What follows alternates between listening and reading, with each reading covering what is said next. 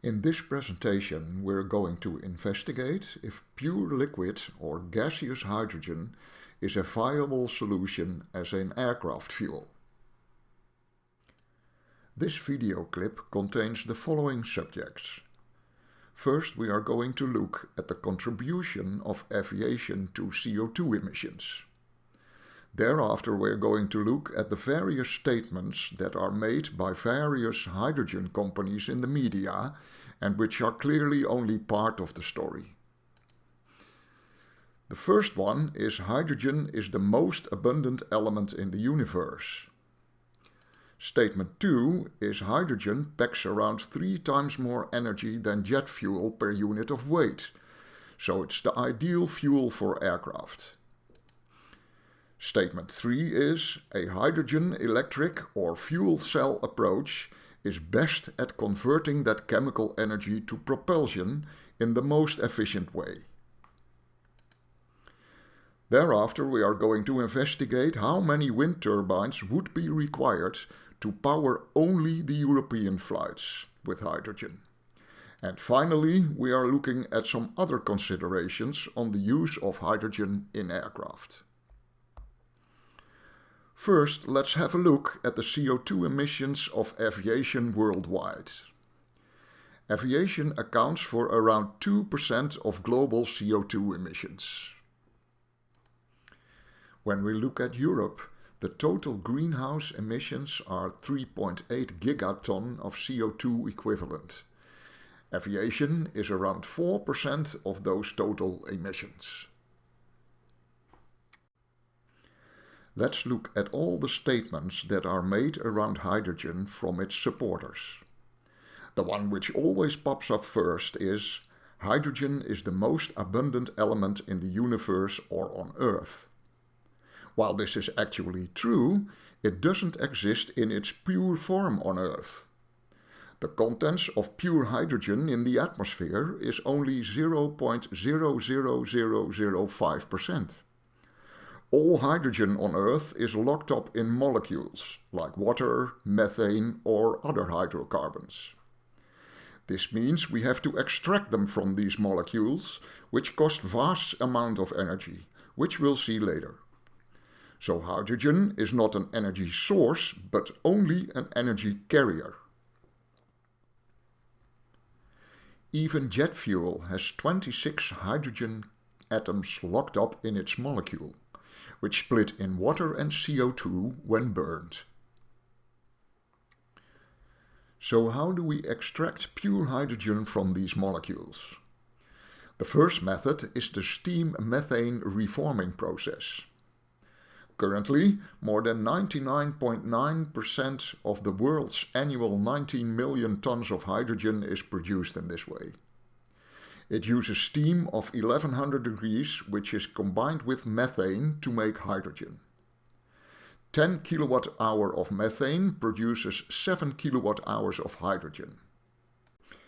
But it also produces a minimum of 9 kilograms of CO2 for every kilogram of hydrogen produced, and is therefore not green.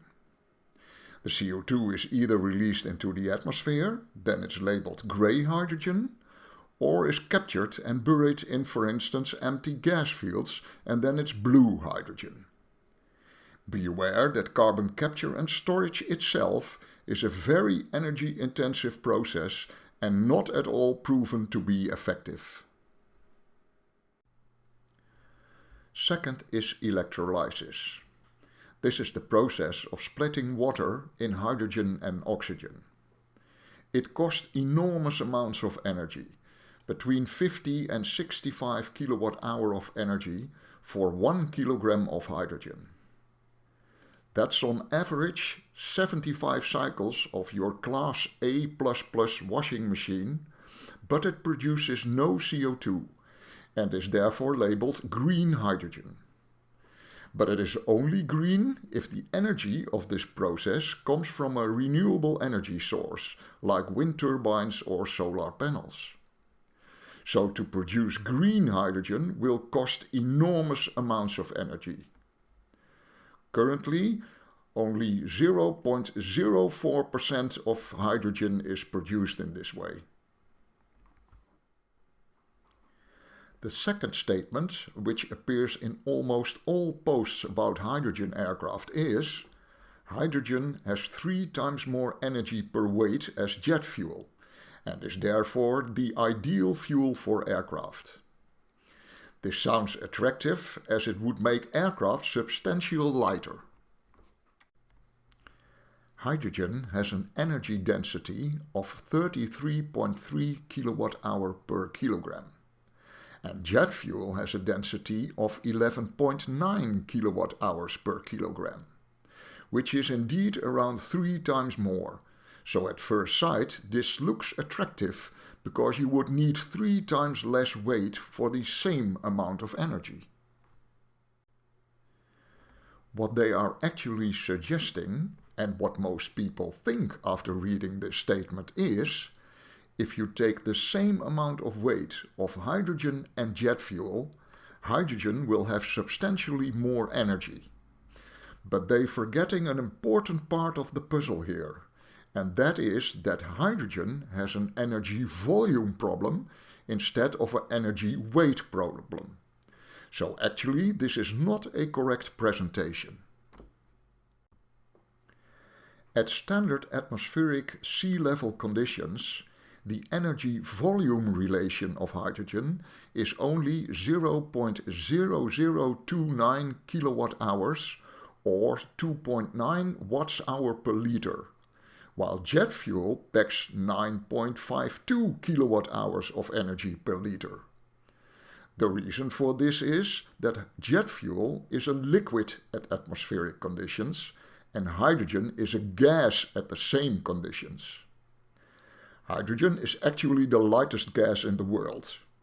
This means hydrogen packs 32 times less energy per liter as jet fuel. To give you an idea, for the energy of 1 liter of hydrogen, you can power one 3-watt LED light bulb for an hour. While for 1 liter of jet fuel, you can power all the electricity and heating in your house for a whole day. If we go back to our weight scale, it will look like this. If we want hydrogen to produce the same energy as 1 liter of jet fuel, we need 3,200 times more hydrogen in volume at the same pressure. This is actually not to scale as it won't even fit on the page. The hydrogen is still lighter, but we need an enormous amount of volume.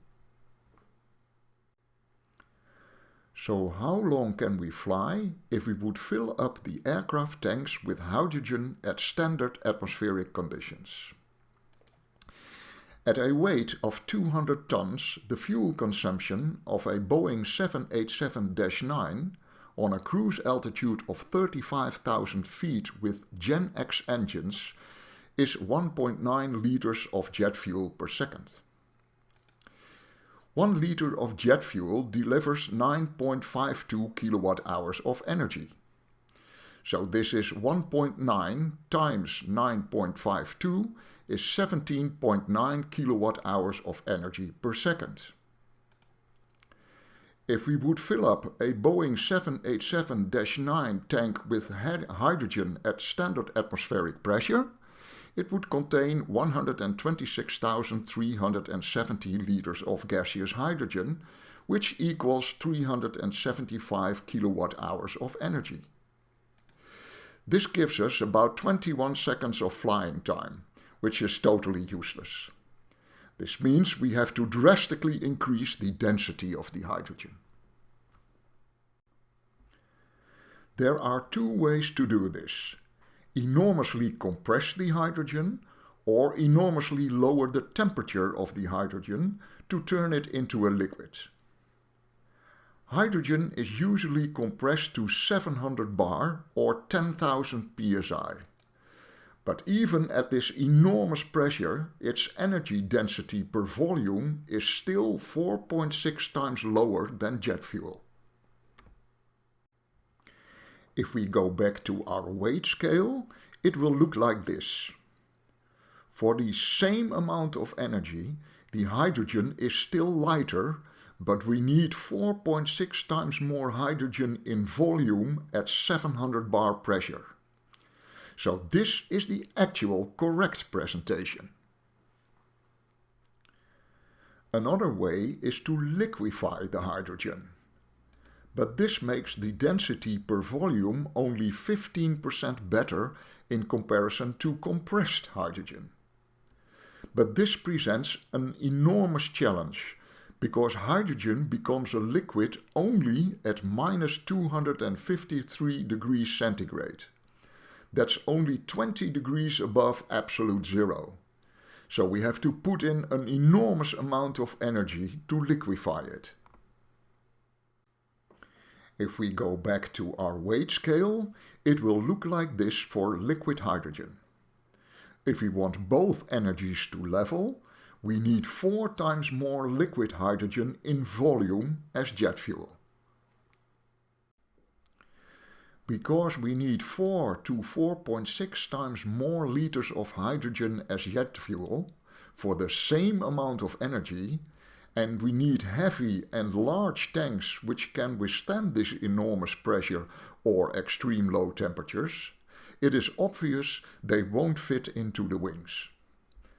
This means they have to be positioned in the fuselage, which reduces the payload significantly, or we have to fit large external tanks, which will increase the drag of the aircraft. Payload is, by the way, all the weight of the passengers and cargo which pays for the trip. Another disadvantage of storing hydrogen in the fuselage is that your maximum takeoff weight of the aircraft will significantly reduce to the maximum zero fuel weight. If you want more information on this subject, see my separate knowledge clip on this. Here's another picture of possible hydrogen tank locations, and you can clearly see that for conventional aircraft designs the payload will reduce. What we saw from the previous slides is that conventional aircraft designs are not really suitable as hydrogen planes. If you want hydrogen planes with enough storage capacity for hydrogen, passengers and cargo, they will look like this. These are the so-called blended wing bodies or flying wings. The third statement, which is usually presented, is: a hydrogen electric or fuel cell approach is best at converting that chemical energy to propulsion in the most efficient way. Well, if you're looking at efficiency of converting chemical energy into propulsion, the clear winner is battery propulsion at 73% and not hydrogen. Although hydrogen is better than a jet engine, it's only marginal better as a turbopropeller aircraft. But this picture changes dramatically if you take the production of hydrogen into consideration. Here are the efficiencies from source to propulsion. For hydrogen we have to perform the following steps. First, make direct current from alternating current. Then we have to split the water into hydrogen and oxygen using electrolysis. Then we have to compress or liquefy the hydrogen. Thereafter we have to transport it to the airfield and fill the aircraft with hydrogen, which is then finally converted in the fuel cell back to electricity. What we now see is that hydrogen is actually the worst fuel regarding efficiency. Even standard jet fuel is better, but of course this emits lots of CO2. If we would burn the hydrogen in a gas turbine engine, the efficiency drops to around 17%. Battery electric is in this case still the winner. So after we have debunked all these myths, the question arises, how much wind turbines would be required to replace the current European flights with hydrogen. I'll be doing this calculation with the assumption that all flights will be replaced by fuel cell aircraft with propellers. If we look to 2019, aviation burned 95 billion gallons of jet fuel, or 360 billion liters. Roughly 25% of this fuel was for European flights. That means we burned 97 billion liters of jet fuel for all the European flights. If we multiply the amount of fuel with the energy density of the jet fuel per liter, we get an energy demand of 923 billion kilowatt-hour. A fuel cell with propellers is more efficient than a jet engine, so the final amount of energy we need is 692.5 billion kilowatt-hour.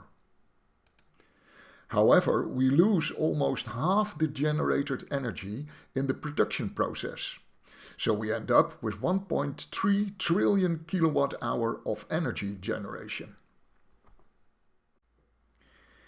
If we look at a large modern 8400 kilowatt wind turbine of 140 meters high with a rotor diameter of 136 meters, it will produce on average around 15 million kilowatt hours per year. Remember that this is quite a large wind turbine. It has more than twice the wingspan of a jumbo jet. It can power 6,000 homes with electricity the whole year round. So we divide the 1.3 trillion kilowatt hour through 15 million kilowatt hour, which gives us 89,480 wind turbines, which is a huge number. This is actually a square area of 299 by 299 wind turbines. But that's not all. Wind turbines must be spaced apart to not interfere with each other. A rule of thumb is that wind turbines are spaced apart 7 times their rotor diameter. The rotor diameter of our 8400 kilowatt wind turbine was 136 meters. So that means they must be spaced apart a little less than 1 kilometer. So in the end, we require a surface area of little more than 81,000 square kilometers. The area of the Netherlands is around 41,500 square kilometers. So the wind turbine area will almost be twice the size of the Netherlands. Further challenges on the use of hydrogen are: first, there are serious safety concerns. Only 40 grams of hydrogen has the explosive force of 1 kilogram of TNT, and it takes 15 times less energy to ignite. In a conventional aircraft design, the hydrogen tanks are situated right after the passenger compartment. It is very questionable if authorities are going to allow this configuration. Secondly, refueling is going to be difficult. Due to the extreme high pressure or ultra low temperatures and the fact that you need at least 3 times more hydrogen in volume than jet fuel. It is estimated that the refueling hose will be too heavy to lift by refueling personnel and has to be done semi-automatic. Remember that NASA postponed several space shuttle launches due to hydrogen leaks. Then we have the problem of getting the hydrogen to the airport. As for today, almost all hydrogen in the world is produced right beside where it is consumed. In most countries, the gas grid is not suitable for the transport of hydrogen, because you need a higher flow rate or pressure for the same amount of energy. And we have the problem of hydrogen embrittlement of steel pipes. This means it has either to be transported by truck, upgrade the gas grid, or build an electrolyzer plant right at the airport. As already discussed, if we decide to fly on hydrogen, hydrogen aeroplanes will be significantly different. So is it possible to fly an aircraft on hydrogen? Yes, that is possible, but there are many drawbacks. First, you need enormous amounts of green electricity. Second, there is a possible payload restriction of 15 to 40% depending on the range you fly. Third, we need totally different aircraft designs. Airbus says they have a production model ready by 2035. Fourth, the refueling process is very complicated. Fifth, there is no infrastructure to provide an airport with hydrogen. And finally, it will take a long time to develop, and in the end, when the European flights are flying on hydrogen, it will only save 0.75% of CO2 emissions. Finally, a recommendation. Hydrogen should be used where it makes sense, and that is with applications for which there is no other solution. Currently, hydrogen is mainly used for fertilizer production and conditioning of fossil fuels, which are the red ones on the hydrogen ladder. Let's try to make that green first. That's already a monumental effort. It will require twice the amount of green energy which was produced in the whole world in 2019. This is the end of the video clip. Thanks for watching, and for more information on hydrogen, check our website or follow us on social media.